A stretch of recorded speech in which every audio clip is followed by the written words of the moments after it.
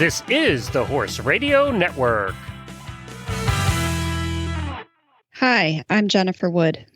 And I'm Jennifer Connor from Equestrian Businesswomen, and you're listening to Equestrian B2B, the podcast that brings together industry leaders, entrepreneurs, and equestrians for conversations about how they build and sustain a successful business.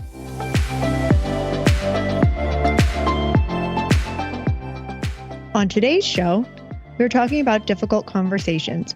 Both our guests have had years of practice taking on tough conversations with clients, employees, suppliers, and everyone connected to their businesses.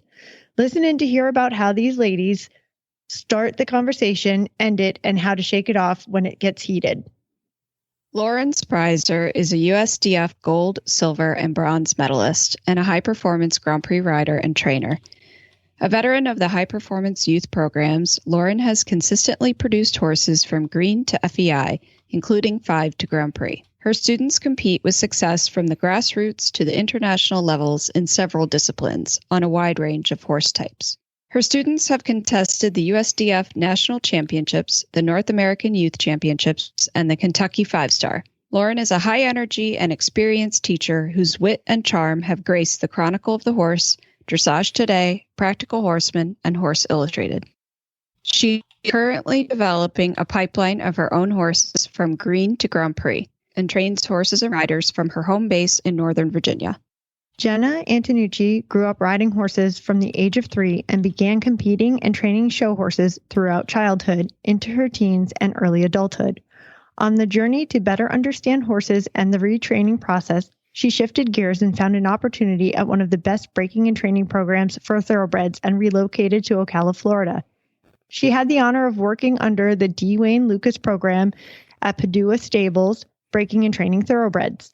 She then worked as an equine veterinary assistant for 4.5 years, giving her another perspective on horses and their health. She opened her own business, Bella Inizio Farm, where she initially cared for broodmares, foals, weanlings, and yearlings before moving into rehabilitating thoroughbreds to return to racing. Earning her public training license in 2010, she quickly earned her first win on March 7th, 2010 at Tampa Bay Downs. She has continued to build off that success over the last decade, which initially allowed her to take the big jump into the deep waters of New York racing. Jenna has an open-door policy for owners as she continues to build a team and a family environment. This is the foundation for her growth, and it allows her to maintain a consistent string of great horses no matter where they're racing. Lauren and Jenna, thanks so much for joining us today and to have a conversation about conversations. We're really excited to talk to you guys, knowing your background in the industry, and you both have your own businesses and have, I'm sure, had to have many difficult conversations with people, as you do when you're your own boss and you're running things. Lauren, if you want to start out, can you tell us, do you have a strategy to start your difficult conversations? I am a big believer in planning ahead, not only planning what I'm going to say, but also, and I think this is the really important part, planning a couple of options about what to do next. So I'm a dressage trainer. The type of bad news that I am usually called upon to deliver overwhelmingly, it's about a disconnect between a client's ability and reality and their hopes and dreams. Maybe because the horse is unsuitable, maybe because their lifestyle isn't suitable for what their goals are. And so when I have to deliver news on that front, I want to make sure that I have options for them to go home and think about, but options, we can solve your problem one of these 3 ways. Let's explore those. Because then the person doesn't feel like I've just sort of laid this terrible turd at their feet and said, well, good luck. I love that. And I think that's a really good mindset to go into it as a way of solving a problem, offering solutions rather than just saying, this sucked, I don't know what to do about it. It reminds me of what you're supposed to do when you have little kids. Like, you can't leave an open-ended question to them. You can't say, like, what do you want for dinner tonight? You have to say, do you want chicken nuggets or a hamburger for dinner? And then the decision is so much easier. Would you say, Lauren, that you take a direct approach to it, or do you ease into it? I think context is everything. I think certainly when the matter at hand is really dire, then you bet I want to cut to the chase, especially if it's a decision that has to be made quickly. Although mercifully, those are usually conversations that a veterinarian is having with a client, not that I'm having with a client. But I also like to think about who I'm talking to. Is the client that I'm talking to, or the person that I'm talking to, a muller? Do they want to go home and think about it for 24 hours? Or are they going to be impulse decision makers? Not that either of those is good or bad, but I just like to be able to sort of frame what I'm asking of them to decide on with who they are and how they think about things. Hopefully, for the most part, if it's whether it's a client or employee or a supplier of some sort, you already have an existing relationship with them. Right. And Jenna, how about you? Do you have any sort of strategy, and what kind of approach do you take? It's an interesting topic, especially being that I train thoroughbred racehorses and break and develop them and raise them. So kind of full cycle of racing, you deal with a lot of different clients and owner relationships where homebreds tend to be a little bit more of an emotional easing of news in. I've always subscribed to open door, direct. You want people to be able to build on that. I think the biggest difference with what I do with training thoroughbreds and not being in competition world that Lauren is in is my owners don't ride their horses. In racing, statistically, we are going to fail 80% of the time. So you better get really tied on to be able to deliver bad news well and effectively, but also reading the room. I think it's very important to understand how every owner views their horse. While we may not appreciate some of them looking at them as an asset, to some owners, it's a racing asset.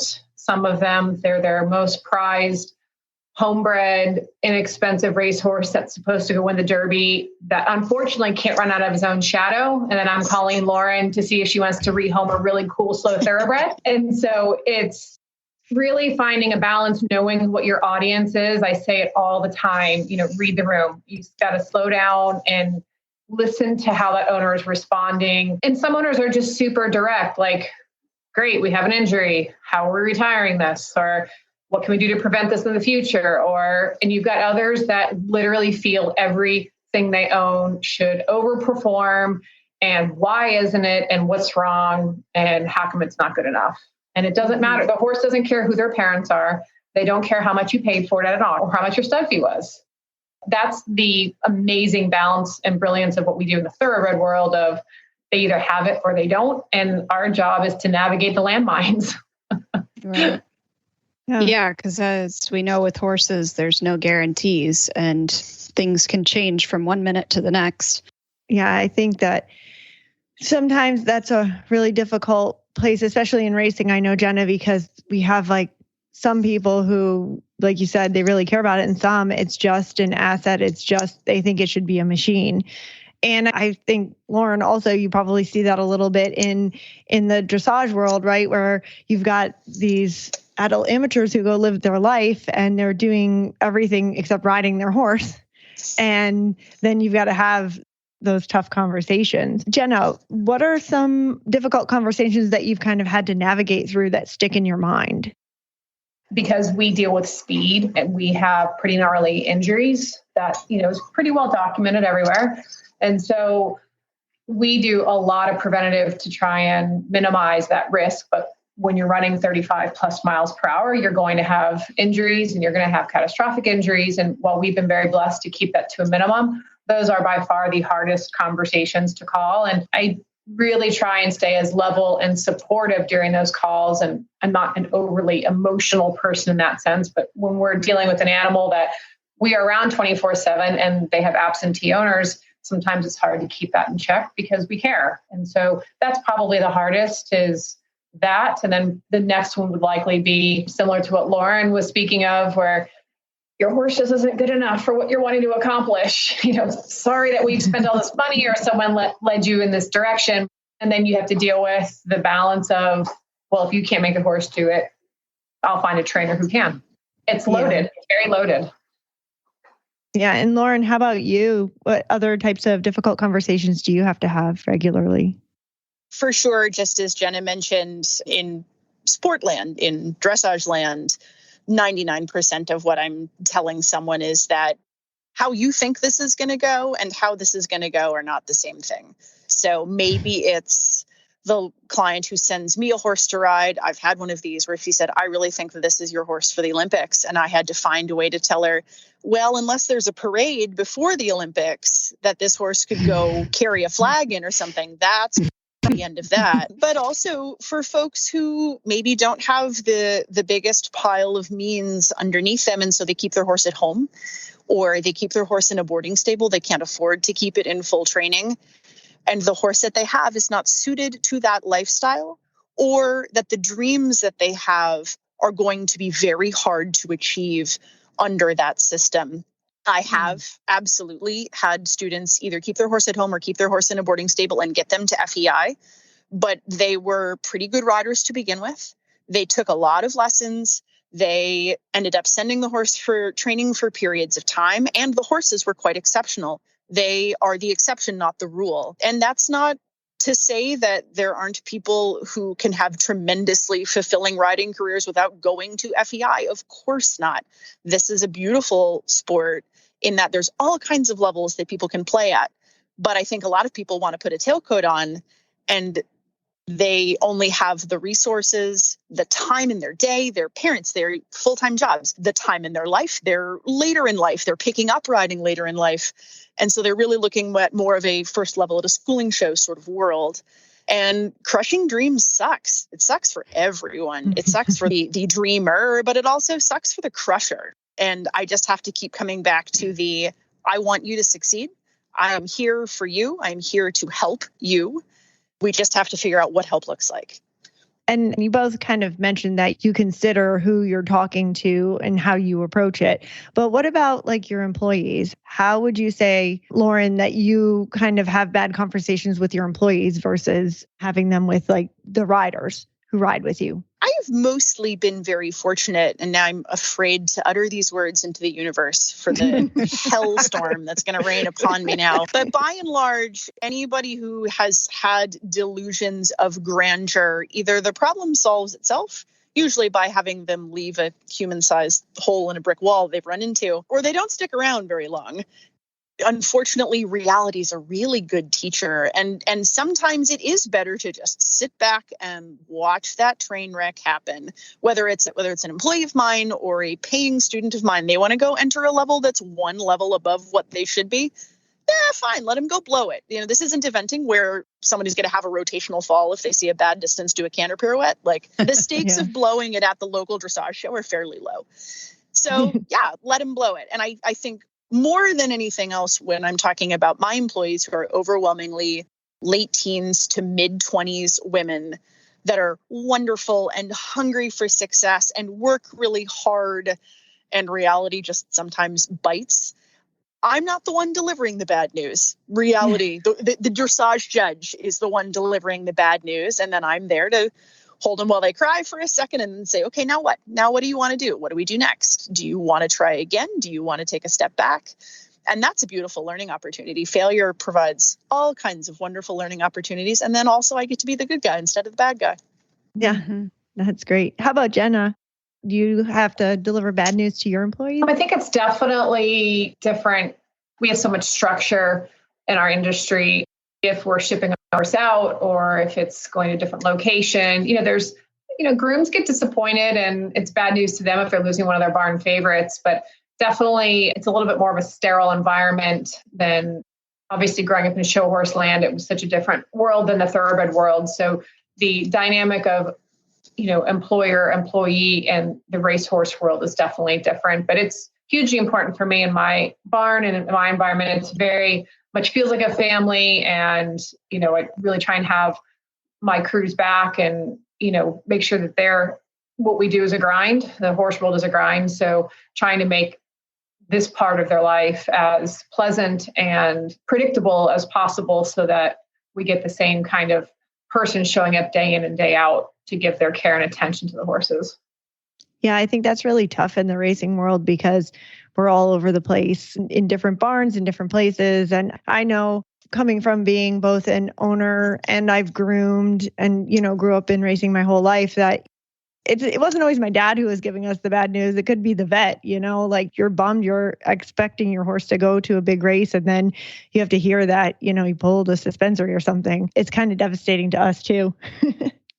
For sure. And I've always said the sport doesn't care about your feelings. There's the highest of highs and the lowest of lows that happen almost simultaneously at times. And you just literally have to learn to deal with it. And I tell people often, if you can't handle a constant disappointment for the passion and love of the horse, don't do it. Find a way to do it on a recreational level or something that your emotional stability and your financial stability doesn't rely on an industry and an animal. Yeah. And Lauren, you said that you already definitely plan out what you're going to say ahead of time, knowing if you have to have a difficult conversation with someone and you plan options for them. Jenna, do you do anything similar? Do you plan anything out? If it's a medical conversation, I'll make sure that I have all my ducks in a row. If it's an injury, what are our options? Is it time? Is it surgery? Is it retirement? Because most of the people that I deal with are more business minded. And I know personally, I don't mind if people come to me with a problem, but also come to me with a possible solution.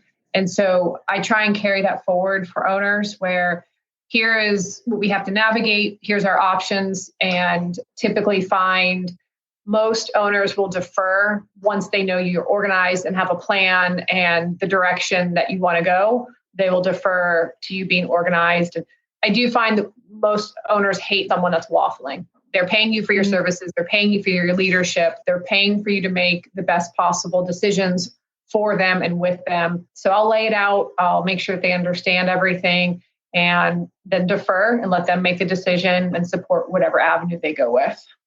Yeah. Do you have any kind of ritual? Because I'm a big ritual person. I have to talk myself up into before we come on the podcast, like, okay, this is what I'm going to say. This is how it's going to go. Do you have any certain kind of ritual or mindset that you get into in order to have these tough conversations, Lauren? I am a big believer in making sure my motivations are repeated a lot because there's a lot of money at stake here. And horses are expensive. Even for people who have lots of money, it's still a very expensive endeavor. And because in my industry, there are people out there who are quick to say, oh, Sally student, your horse is unsuitable. How about instead we go spend 6 figures on a 5-year-old that I will develop for you for a couple of years? Blah, my least favorite thing. I want to always start the conversation with Sally student. My only motivation is your success, your happiness, your safety, all of the above at the same time. And repeat that a lot, that I'm here to help. I'm here to help you. And when it comes to the presenting of options, I say things like, the ball is in your court. You get to decide where we go from here. And I'm going to support you in whatever decision you make. That's good for them to hear. I think that's never the wrong answer for them to hear that somebody is doing this to help them. I do think that can soften a tough blow. But I also think that it helps them feel powerful, that they get to be the shot caller. Even if it's I've presented them with 3 options and they get to pick one, it's still their choice. And that's very empowering. Yeah, I can see where people would definitely appreciate that. I actually was in a leadership training earlier this year, and the option thing was super important to the guy who came in and talked to us, because he was like, you need to not leave it open-ended. You need to give the options. And then that makes you feel like you have an end to it. Like I'm available at this time and this time. What works better for you? Because I used to definitely be one of those people who was like, oh, whatever. Yeah, I'm flexible and I can do it. And yeah, I like giving the options, like you said, because then people can pick and it does empower them. Is something that Jenna said about how her clients don't like waffling. And I can absolutely understand that there are people out there who want like okay, we are leaving this room with a plan, For some of my clients, that's not what they need. And certainly, if the horse is dying, if it's mission critical that a choice gets made, then of course you have to say, look, we've got T-5 minutes to call this play. Let's go. For the majority of my clients, first of all, if they haven't seen the train of reality coming, I don't know how to help them. When I tell them bad news, it's not the first time this thought has crossed their mind. But some of them need time. Some of them need to go home and have a glass of wine and cry in the shower and then come back at the problem on Tuesday. And that's okay too. And so I always make sure my clients know that there is a timeline, but that it is important that the decision not get made out of emotion or frustration. Yeah. And Jenna, how about you? Do you have to psych yourself up to have these kinds of conversations? I think it depends on the level of suck that it's going to be, to be candid. Sometimes if there's a ton of things going on in my day where it's like, I just have to rally and put my rally cap on. And again, I'm innately a people pleaser, and this industry will suck the life out of you if you don't find boundaries with that. I remember when I first started racing, I hated that people lost money if my horse didn't run as it should. So it's a very humbling thing to find your boundaries and respect them and have other people respect them through having to make these conversations with people. As long as it's not a critical situation that you're triaging, laying it out. But no, for me, it's just a suck it up, buttercup, let's get this done, and being respectful of what the other person, how they're receiving the information. And I think knowing too that you're not coming to them with bad intent or from a bad place. You're coming to them to resolve a problem that is going to directly affect them financially, emotionally, and however the way the horse is instilled in their life. And you have to be respectful of that. So just really evaluating it all and trying to find a balance, walking into the conversation and just handle it as respectfully and tactfully as possible. And speaking of respect and tact, Jenna, how do you react or how do you handle it if a conversation gets heated or somebody does get emotional when you're talking to them? The younger version of me would have been more defensive and wanting to defend where I was coming from and making sure that person knew my intent was good and made sure that where the older version of me definitely respects.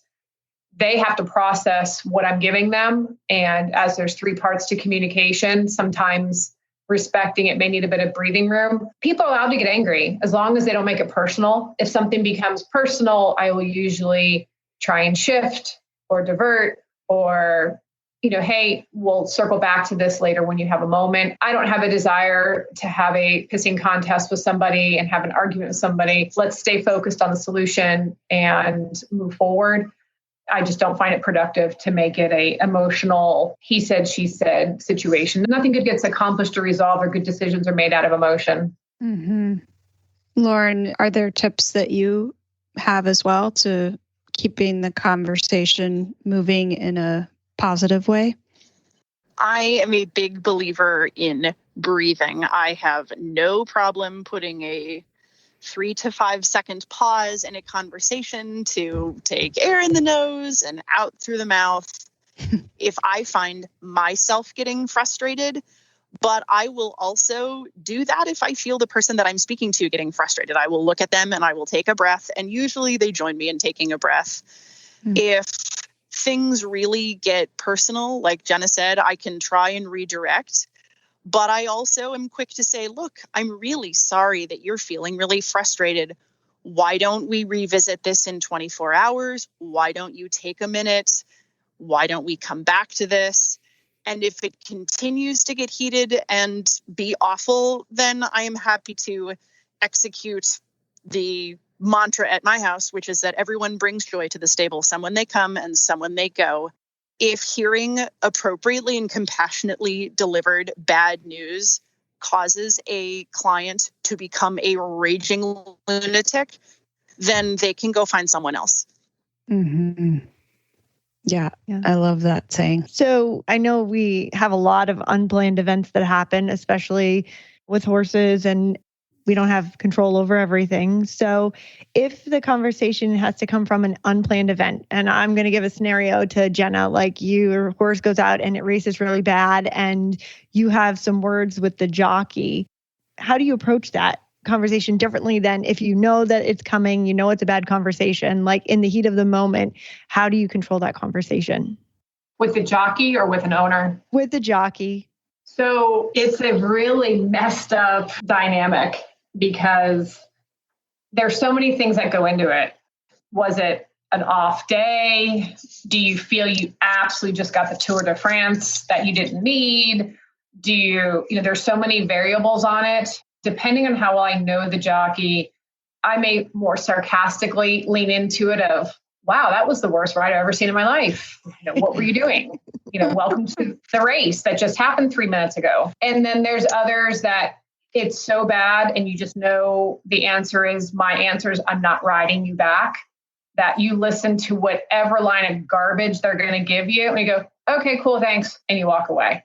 Because to stand there, I've watched trainers do it. I've watched trainers do it in the show horse world. You see them yell and scream and what are you doing? What was that? Like, why? What are we going to accomplish by making ourselves look like an ass? As women, we're heavily scrutinized anyways. So it's just easier and I think more professional and says more to say less and let your actions speak louder than sounding like an ignorant female that they want you to look like anyways. Yeah, I know. It's tough. I picked that particular situation because I know that happens quite often and things can get super heated at that point. Lauren, do you have any unplanned events that you have to negotiate through? The other mantra at my house, besides when people bring joy to the stable, is that no one gets fired until Tuesday. So you have a bad ride at a horse show, the saddle sucks, the farrier sucks, the vet sucks, the trainer sucks, the horse sucks, whatever it is that sucks. They don't get fired until Tuesday. You have to go home. You have to do your laundry. You have to cry in the shower. And then you have to take all day Monday to remember that the earth does continue, in fact, to rotate on its axis, whether you have sat the trot well on Sunday or not. And then on Tuesday, if something really does need to be addressed, if the trainer really does need to get fired, if the vet really does need to get fired, if the horse really does need to get sold, then fine. But nobody gets fired until Tuesday because everything that seems awful on Sunday is put into perspective with time. And I have no problem letting a client rant and rave for a little bit in accordance with the severity of the awfulness. If they've just lost the qualifier for the national championships, they're allowed to cry it out for a minute. If they got a bad score at walk, trot, canter at the schooling show, then like, oh, I'm sorry you're sad. Take a walk, eat some ice cream, move on. Yeah, people get sent for walks from time to time in my house. Hey, would you mind grabbing that from the trailer? Thank you so much. I really need it. The trailer's about a half a mile that way. How do you signal that it's over and you're done talking about it and, this is the end of talking about this subject? This comes back, I think, to what Jenna said about reading the room.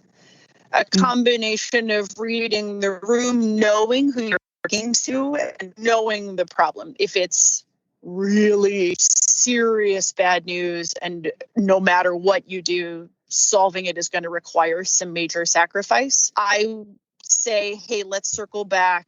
Let's pick a time. Let's find a moment that is not tomorrow to come back to this. And just to make sure that they know what the options are, also keeps the train on the tracks from Googling their problems or going on message boards to solve their problems. If you don't want to give them too long, A, the problem needs resolution, and B, they can really go off the reservation, particularly if they're greener or less experienced. But I do like to sort of pick a deadline, and I pick that deadline based on the person I'm talking to and the severity of the situation. Yeah. And Jenna, how about you? Is that a similar approach to wanting to return to a conversation? I think because our world is a little bit more black and white. And like I said, our owners aren't riding their horses. if it's pertaining to an injury per se, or a decision in the direction we need to go with a horse, some owners you need to plant the seed. You need to come back and put water on it, and then you need to approach it again after it's had its opportunity to marinate. Others will be a little bit more, if it's after a race, a bad experience or a win, more succinct, to the point, done, moving on. So it's really situational depending on what we're navigating. But I don't have a problem an employee being a little chirpy about something. I don't have a problem walking back into the conversation saying, so we didn't finish a solution with this in the direction we're heading. But I think as long as there is a direction at the end of a conversation, I'm not a dweller. I have way too much to do to keep open boxes around. Let's close the box and move on. I find it healthier and more productive across the board. And I think pretty good mindset to have in general.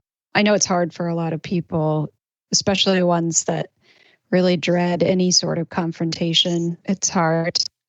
I think that word that you said is the perfect word, where confrontation has become such a negative word in society and in life, where there is a lot of very healthy, productive confrontation when you're dealing with things. And if people are walking into it with the right intent and they're being respectful and they're understanding where they have to go, but there's a conflict resolution that needs to happen, the worst thing you can do is sweep that under the rug, because that mound in that rug is going to be far more toxic than saying, let's have a healthy conversation about resolving this thing. So I'm a big one on really emphasizing confrontation is not always a negative. I like that. I like that idea, because I am somebody who does not like conflict very much. I'm a people pleaser, and I like to, be flexible and do whatever. But looking at it like that, I like your take on that, because sometimes you have to have it so that you can move forward and do better. I think that these kind of conversations, they can be pretty mentally and emotionally draining. I know they definitely are on me when I've had to have them. So do you guys have any steps that you take to kind of rebound afterwards? Because it takes me a while to come down from shaking and, keep myself together. So Lauren, what do you think about that? Do you have anything that you do afterwards that kind of shake it off? I have a vegetable garden. I am that crazy lunatic who goes out and sings to her basil. And I could weed my bell pepper plants all day long. And when I run out of things to do there, I go hiking. I live in Northern Virginia. I live an hour from the main gate at Shenandoah National Park. I go touch trees.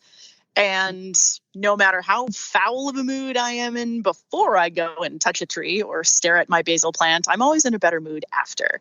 And for me, it's nature. For other people, it's their kids or puppies or crochet or whatever it is your thing. If horses are everything, and this I think is across the industry, anybody who does horses loves horses, right? It's really easy to let horses become all consuming. You've got to have something else, because it'll eat you up and spit you out. You got to have some hobbies. Yeah. And Jenna, how about you? Do you do anything afterwards? I've spent my lifetime probably unhealthily navigating conflict and issues and problems within myself. So I will find that I'm a pacer, where I will literally just kind of be in a quiet area and just kind of walk it out. But I also agree with Lauren, getting outside, just trying to be around things that make me happy. I actually enjoy going out to the middle of the mare field or the babies and just going and scratching them and playing with them, letting that clear my head, or even going to ride, because I don't ride very much anymore. So I find when I ride or I do these things, I used to golf a ton, not as much now because this occupation is all consuming. But I agree, it's finding balance, and you have to be mentally tough when you find your mind wandering back into the conversation and reliving it, purposefully shifting and saying you dealt with it. But I'm a bit of a tumbler. I will sort things through my head over a couple of days and then we'll reorganize and I move on. But I'm very much focused on not being a dweller and just dealing with the crap and move on. Yeah. I like the idea of really putting it aside once you know that there's been a resolution. I think that's important because, if it went badly, going back to talk to yourself about how you handled it isn't going to help anything, right? Well, and everything's a practice, right? And we don't always get it right. And whether you do yoga or whatever you do, if you participate in yoga and you're practicing and you're trying to become better at it, or you're practicing meditating, or whatever those escapes are for people, some of the same very basic rules apply to doing better in conversation or conflict. Is you're not always going to get it right. Be kind to yourself, accept how it is, and patiently move forward and intentfully move your mind forward. Yeah, that's great advice. I think that was a really enlightening and helpful conversation to have. And thank you guys for sharing how you handle tough conversations and the situations around it. At the end of every episode, we do the same 3 rapid fire questions. So Connor usually starts with the first one. What is one action that women can take to make a big difference in their lives? Jenna, can you go first, please? Boundaries. Respect your boundaries and don't feel shameful for asking other people to respect your boundaries. That would be my number 1 answer. That's so important. And Lauren? Everyone should own a couple of really good bras. I'm a 34D and damn it, I put money into really good sports bras a couple years ago and it was life-changing because my back doesn't hurt and my posture is amazing. And I've had people ask me if I'm skinny, which I assure you I am not. Man, the power of the right bra for you in the right size, magnificent.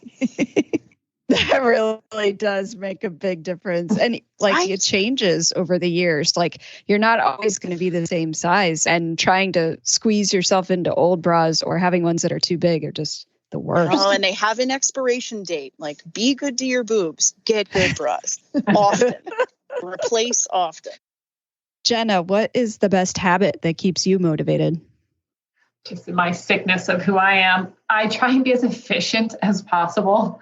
And I like organization. So 2 things is I don't like to touch something twice because it's one of the highly effective habits of effective people. And so I focus on really trying to touch something, whether it's putting something away, whether it's getting a task accomplished, remain as effective and as efficient as possible. And I'm a big one in everything has its place. So I like to wake up in the morning and things not be disorderly and everywhere. And I don't always get it right, but I just find that it keeps my headspace more clear in the morning and me a bit more motivated to rock on into the day where I don't wake up feeling like I'm starting behind the 8 ball. Well, because you wake up at like 4 a.m., right? Or 3 a.m. But let's not sound so judgy, okay? I know. I also would have to be very organized if I had to get up that early in the morning. I am that adult that literally has like close out the night before to incoherently wake up, be dressed and out the door in 15 minutes. So yes, that's me. Yeah. Well, I can appreciate that. And Lauren, how about you? What's the best habit that keeps you motivated? I am really good now, finally, about taking pictures of horses when they arrive into my life for training. Because even just after a couple of weeks or a couple of months, especially with the young horses, when 5-year-old warm bloods are just like the damn worst. And they're doing the stupid thing where they're pissed off all the time because you've had the audacity to put your leg on. It's great to be able to look back and be like, look at how far we have come. Look at how much this animal has changed in his body. And that keeps me going through the times when I'm thinking of turning them into rugs. Yeah, I love that. And I think that can apply to no matter what kind of business you have, whether it's working directly with horses or, if you looking at where you started or, having a snapshot of what your business is at the start or, how many followers you had when you started your Instagram page versus a year later and see the growth. Yeah, like podcast followers too. Fingers crossed. We got to check those numbers. All right. So our last question, ladies, we'll start with Lauren, is what is your favorite horse movie? Seabiscuit. I would watch Jeff Bridges order Chinese food. He's just so good. And also William H. Macy stole that movie. He was the star of the show. Nice. And Jenna, what's your favorite horse movie? I was going to say none of them, but as I was listening to Lauren's answer, and I am completely having a mind blank on it, but it was the movie, the girl, oh my Lord, she was riding and the horse spooked and she fell and the mother, and she ended up The going horse out. Whisperer. Thank you. Yes. So, and the reason I like the movie is because of the horsemanship that they presented in the movie, where I feel it was like one of the most fair representations and learning a connection with a horse. I'm highly critical of all the errors in the modern day horse movies and the wrong racetracks that they're trying to represent. So it's hard to like get all wrapped. Seabiscuit I love, but they Disney-fied it too much. So I get very critical on why is that horse on the wrong lead? That's not who that jockey was. That's ridiculous. That's not how that happened. So I love The Horse Whisperer because they showed everyday people how you can truly connect with a horse. Yeah. Plus, it had Robert Redford. Well, that doesn't hurt either. Yeah. Thank you to Lauren and Jenna for joining us today. We had so much fun talking to you, and we hope that it helps our listeners as well. Yeah, thank you so much. I really appreciate it. I thought it was a great conversation and kind of two different perspectives, but definitely great tips for everybody. Thank you, ladies. It was fun. Lauren, it was fun. Yeah, this is great. I thought that was a really fun conversation. When we initially thought about this topic, and you and I wanted to get different perspectives on how to have a difficult conversation, I thought of Lauren because every interaction I've had with her she's just a very direct person and she's really funny. So I thought she would be a great guest to talk to. And I was really impressed with Jenna and how she explains how she does things in her business as well. Yeah, I wanted to bring in somebody from the racing perspective because I know there's a lot of tough conversations. And actually, Jenna trained some horses for me. I've known her for quite a long time, and she's very lovely. And I love how she really is about the horse and super respectful to the horse. And she was great with us as owners. So I thought she would make a great partner to Lauren because she also has to have so many conversations that aren't easy for people. And this is one of those topics that like I'm interested in because I really dread tough conversations. We're very similar that way in that we don't like confrontation. But I thought that Jenna had really good advice on that. And what she said is true. It's important. And you have to know how to talk to people and you have to know how to deal with it personally so that it's not ruining your life and it's not making things super uncomfortable, because I don't think you can grow without being able to talk about things that are difficult. Yeah. And I liked asking them about the unplanned events because I think that comes up often in our lives, right? We don't really plan sometimes for bad conversations to happen and then they have to happen. And when Jenna was saying how, like with the instance with the jockey where it's, you know what, I don't want to turn out to be the way they want it to be. I want to be above that. Sometimes walking away is better. And I think that's very true. And I think that's very relevant to our listeners. For sure. And Lauren had great advice about nobody gets fired on Sunday. If you're going to do it, wait till Tuesday. Yeah. Which is true. And I think you need to be able to look from outside your emotions and after the fact rather than doing something while you're all wrapped up in your emotions. Yeah. Coming down from it, shaking it off. That's what I really try to do because you can get so emotionally wrapped up in it. It's your business. It's your livelihood. I really enjoyed the conversations with them today. Me too. I really learned something and had some good takeaways from it. I'll be listening back and taking some notes, I think, from this one. It'll help me in the future. Yeah. Can't wait for the next one. Find the links to today's guest and the show notes at www.eqbusinesswomen.com. Equestrian B2B is out twice a month on the 1st and the 15th.